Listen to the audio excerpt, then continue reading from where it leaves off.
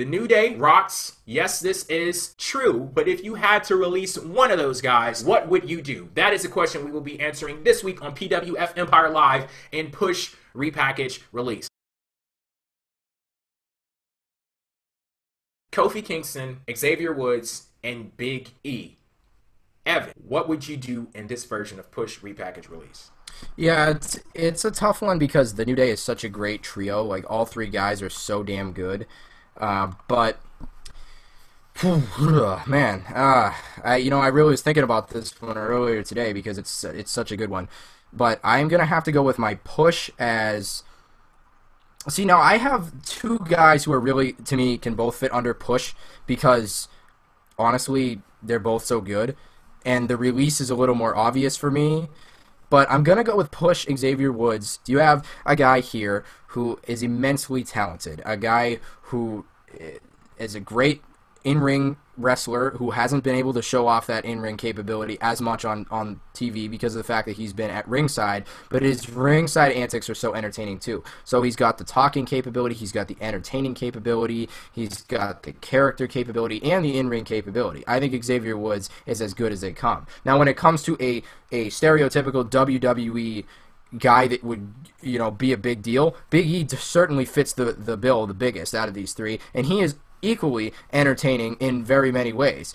So it's a very tough one for me not to put him under push. I'm going to say repackage because I think you could do so many things with Big E. I think he could be a babyface. I think he could be a heel. I think they could have him doing what he is right now in New Day by himself, and it would be fun. Same with Xavier. And I think these two guys are just so damn good, and it's so sad for me to say that Kofi Kingston is my release, but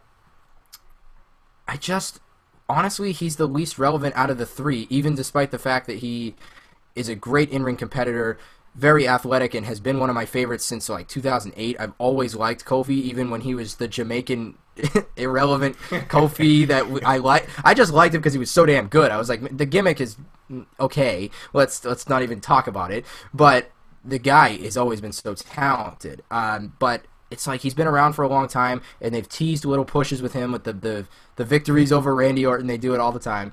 And, they always have some little inkling of a push with Kofi. And in '09, that was the best moment for him when he was destroying Orton's car after he had beaten him, and then he did the boom drop off of in the crowd through a table. It looked like Kofi was going to the moon. It really did, because the guy has capabilities to go very far. All three guys have capabilities to go very far, in my personal opinion. But he would be my release mainly because of the fact that, I don't know, it's almost like that window has kind of come and gone. It's like Big E and Xavier are so damn entertaining that they almost overshadow Kofi. And that's crazy to me because I still think Kofi is great on his own. So don't get me wrong. When I say releasing Kofi Kingston, I'm not saying it like, oh, it's easy.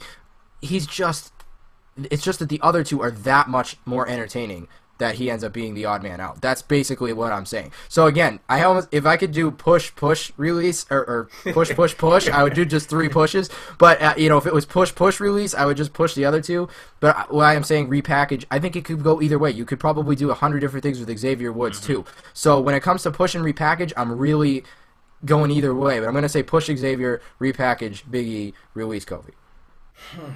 This is very tough for me because you guys know I love the New Day. I'm wearing their shirt right now. I'm going to go ahead and admit this to you guys. I wear this shirt way too much. I'm just going to leave it at that. But, yeah. Here's the thing. I am going to, without a shadow of a doubt, if we're basing this off of the characters that they play right now, no doubt in my mind, I am going to push Xavier Woods. That guy's so amazing. He's so entertaining at what he does at ringside. And when he was in that match with John Cena, it's so weird because Xavier Woods has been in WWE not for long, but he's been in WWE for enough for me to know his name and be familiar with who he is. But I'm still not familiar with who Xavier Woods is in the ring. But with that match that he had with John Cena like a few weeks ago, I saw enough for me to do something with. If you pair his in-ring ability up with who he is as a personality, as a character, you combine those two things, you have a great mid-card heel in Xavier Woods, and something that you can do a whole hell of a lot with. Just seeing all of the antics that ensue with him and the Dudley Boys and the way that he pisses them off and he gets his comeuppance from them, that could do a lot for a face on WWE's roster. So I'm going to push Xavier Woods. Not to interrupt you, But if you do want to see some good Xavier Woods in-ring action, I know this is going to sound really weird, but watch some of his old... TNA? I'm going to say it. Yes. Damn it, Evan. Go watch his matches when he was Consequences Creed in TNA. Seriously, he is unbelievably talented in the ring as well. And so if you haven't seen enough in WWE, he also had a good amount of NXT matches too. So there's plenty of in-ring stuff from him that you can see, and he is very, very good. Oh, yes, and Damian is saying in the chat right now, go watch his YouTube gaming channel. I am subscribed to Up, Up, Down, Down. You should be subscribed to them as well. And I'm just going to let you... I should release Xavier Woods because that dude is going to cost me so much goddamn money because I've been the type of guy, I used to be really into games and stuff like that, but I've moved over to, like, the punk market with, like, the mobile games and, like, Angry Birds and stuff like that. But... I'm getting more into consoles now because of Xavier Woods. I just bought Madden, NFL 16, Star Wars, Battlefront. I played the beta version of that because I saw all of that stuff on his channel. Yeah. And I actually played Slender Man too because I saw it on his. I should release his ass. No. Have you ever played Slender Man before? I have not, but I played the Star Wars Battlefront beta and it's fucking awesome. But, yes, it is, but no, don't play Slender. No. Too scary? Oh my god. I have a recording of me, because I was actually talking to the guys from PWTR while I was playing. I have a recording of me at the moment where I saw him for the first time and the shriek that comes from my voice. Man, but back to this whole push, repackage, release thing. Okay, I'm going to push Xavier Woods. What I'm going to do from this point is repackage Kofi Kingston. All of those moments that you talked about, Evan, the feud with Randy Orton, I have not seen a resolution to that, or at least, should I say, a proper resolution. And if it's in my power to do something with Kofi Kingston, shit, like if I was in charge of WWE tomorrow, first thing I'm doing, Kofi Kingston, Randy Orton, I'm getting my fucking resolution. Revolution for Kofi, resolution for Kofi versus Randy Orton, because he showed so much promise in that moment that I can't go back on that. It looked as if we were witnessing the evolution of the next big star in WWE, or at least someone who could be in that like upper tier in WWE, or maybe float between upper mid card and the main event, a very valuable position in WWE that Kofi could have been occupying for all of these past years. And also, even if it's not necessarily to pick up off of that, I've always wanted to see a legit heel Kofi Kingston, like a real bad guy type Kofi Kingston, because the person that he is right now in the New Day, he's like heel, you know, he's a cool heel, he's a funny heel. You mean more like a dark Kofi? I would like to see Kofi with a little bit of a dark twist to him. I know what you mean. Yeah, like I could see him being like a very like having some evil in him. I can see him pulling that off. You see, even if it's not necessarily to pull it off, like I just need to know. My sense of curiosity is way too strong because I've never seen him anywhere near that in WWE. So my sense of curiosity is too strong to be in a position of power and say, no, we can't go in that direction. So I'm going to say repackage Kofi Kingston and unfortunately release Big E. It's just a situation that we get into every single time. I don't think there was ever one time where I was like, yes, I'm going to release this guy. I'm going to get rid of him. There was no time out of all the times that we've done this push, repackage, release that I've gleefully released somebody. If we went back to can't even say that. I was going to say if we went back to the Shield one, get rid of Seth Rollins' punk ass, but it's the gimmick that I have a problem with.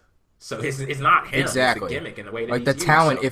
So. I'd probably put him under repackage more than anything else because he's too good to be released, you know.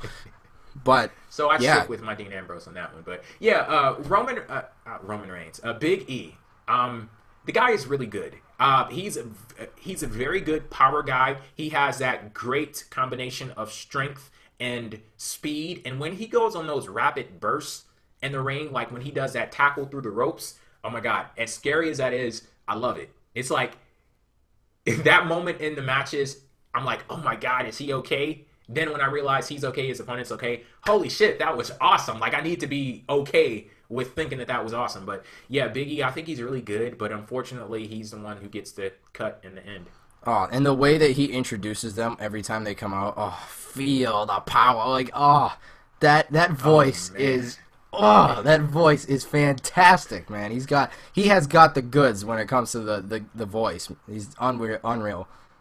Just in case anybody is mad with us for like screwing with the New Day, I think we need to end this show giving praise to them. Because like we talk about this in nearly every single one of our meetings before the show. Like, how can we praise New Day? Have you seen that 17-minute video that's on WWE's YouTube channel?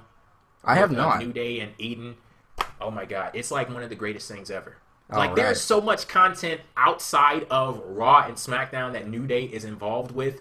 It's so amazing. It's 17 minutes of pure, unadulterated hilariousness. It's one of the greatest things I've ever seen in my entire life. It is a living, breathing, 17-minute masterpiece. It is them acting a damn fool from start to finish. Greatest thing ever. And also, they have. Are you familiar with this feud that they have going on Twitter with Team Bad? I have seen this. Yes. Oh man. I saw when they were cosplay.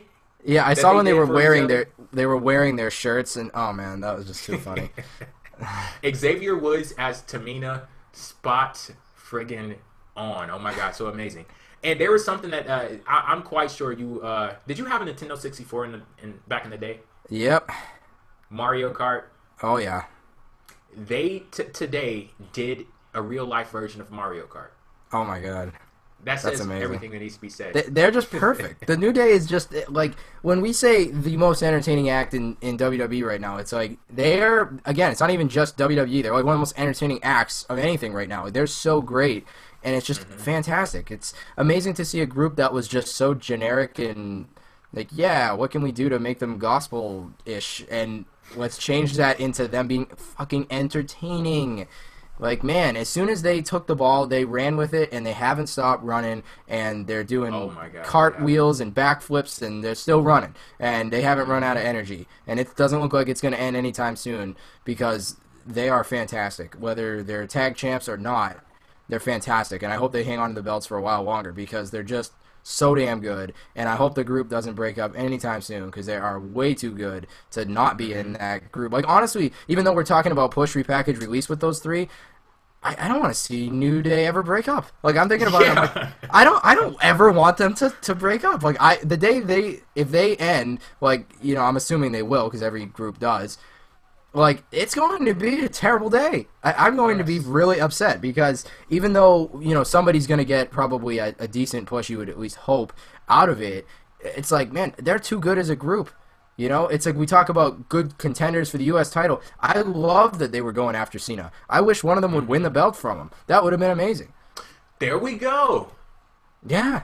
That would have been fantastic. It'd still be fantastic. I wish they would, not only would they have their tag team title match at Hell in a Cell, but that they challenge Cena and win the belt from him there too. And then they take him out as a group. It makes sense, you know?